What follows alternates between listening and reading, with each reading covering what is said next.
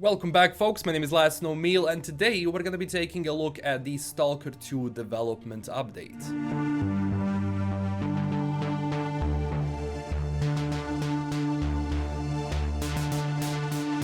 So 2 days ago, the official staff from GSC Game World actually posted a translation on their official subreddit about the interview they actually had with Cybersport. Now, they talked about everything from the development during these troubling times, and they actually said that everything is going according to plan, even faster in some aspects. So we're going to be going through that, and obviously I cannot mention why. Obviously can read, but if I say what it is, if I say the name, YouTube is going to run me over, so yeah, let's just go. So this is basically what the translation says. So the first question is, GSC Game World about Stalker 2 development. Everything goes as planned and even faster in some aspects. Oh, this is big actually. So Ukrainian studio GSC Game World, widely known by Cossacks and Stalker series, told us about the changes in the development process during the thing. In a recent comment for Cybersport's PR manager Zakhar explained how the social distancing can possibly affect the development process of Stalker 2. Is distant working mandatory for all employees at the month? And he says, yeah, everyone from the Kiev office has been working from home since mid-March, almost from the very beginning of the thing in Ukraine. Our top management was pretty close in their estimate of the situation, which is good. And a few days after this decision, the public places were closed and the people were recommended to stay home. So they were actually prepared for this even before all of the, stuff actually started. So that's good. That's good if your company actually was thinking about this before everything went to hell. So how is this affecting the working process in the company? In general, everything feels the same, and we even have some positive dynamics in certain aspects. The game development can be done remotely. There are a lot of freelancers working on every big project. All the mechanisms are out there, but they must be properly scaled to the whole team. It's just both the technical part and the people that should cope in the process. So they're already really well into development of the game, and one thing I really like is that even though all of this is happening and they have to actually work from home, the development is not going to suffer, because during these times the gaming industry is going to suffer. All of the games that were in pre-production right now obviously have a hard time being worked on, especially video games that require, let's say, motion capture, that require, getting people in one room and putting them close to each other and whatever. That's kind of difficult right now. It also depends, from the game to the game. Usually smaller games don't rely on, let's say, motion capture, etc., so they can handle this stuff. But let's say bigger studios that want to go through all of this and create those video games that are like movies, then those things have to be done with a lot of people in one space. And that can be a problem right now. So I'm glad that Stalker 2 is not actually going to suffer from all of this, and it seems that everything is going according to the plan. And the next question they were asked, actually, if one of those things is actually going to suffer from going online, if development is going to suffer. And they were actually really optimistic. They said they haven't suffered, but they inevitably changed. Remote work involves a different approach. You need much more attention to details and organization. So there are more smaller tasks in tracking systems, more online calls between departments, and more narrowly targeted chats. In one of these, for example, we just notify about our AFK periods without any other information. It may look funny to look at, but it certainly works.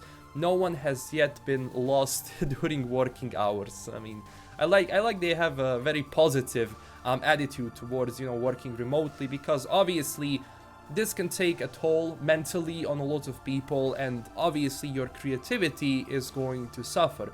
So I'm really glad they have such a positive look on this entire situation, and as much as they can, obviously, and they're actually moving with it. Another serious challenge is the lack of socialization, but let's be honest, the situation is not so dire in 2020.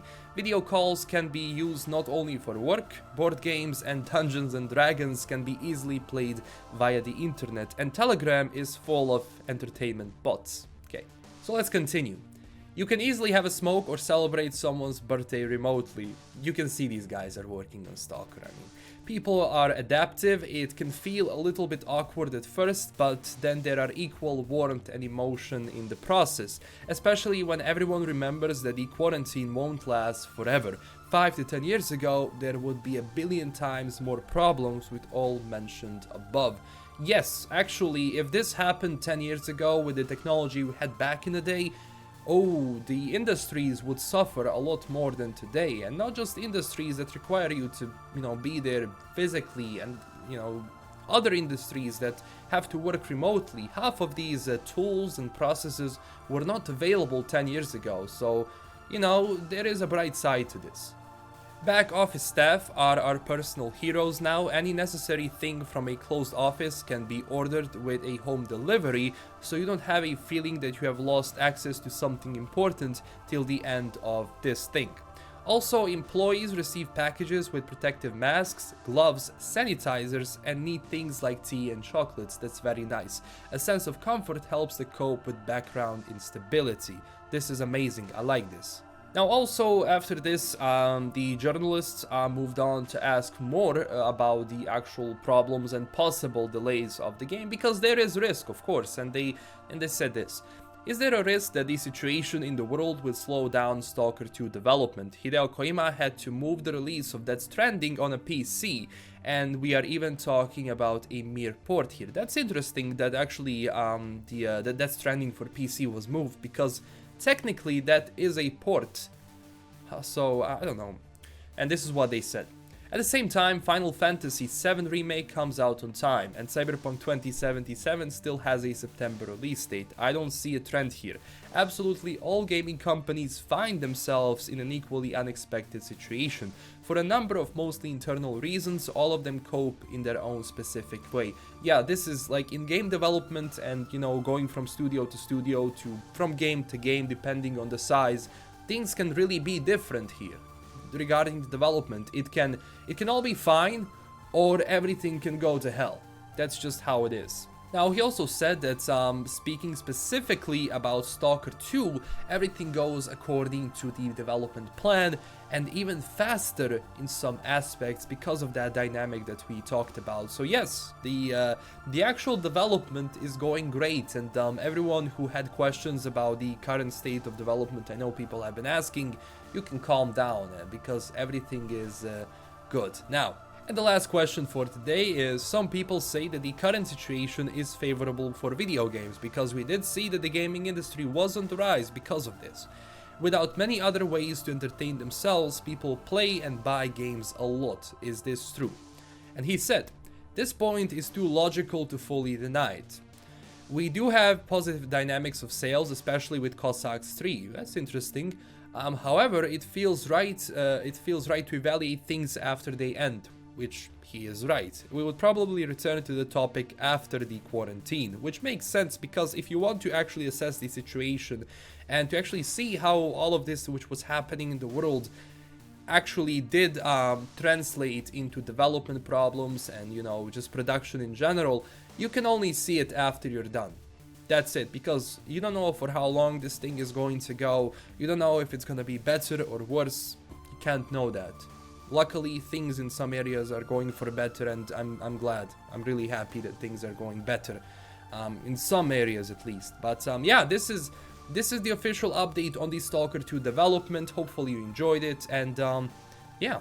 So that's pretty much it for this development update. It was really well actually done. They answered a lot of questions regarding just how it's going on in their studio, and I'm glad that things are going good. And yeah, this is everything. Don't forget to smash that like and subscribe button, because when they do post something new, I will definitely make a video about it. I've been following Stalker for a while now, and I really like this universe and the game, and I can't wait to play Stalker 2, goddammit. So that's it. This is LKM signing out. Don't forget to also check us out on Twitter and Discord if you want to continue the discussion there. And I also made a Patreon, so if you want an extra way to support the channel so I can keep doing these videos, you can check out the link down there. And huge thanks to my current Patreon supporters. Yeah, that's it. Stay classy, everyone, and bye-bye.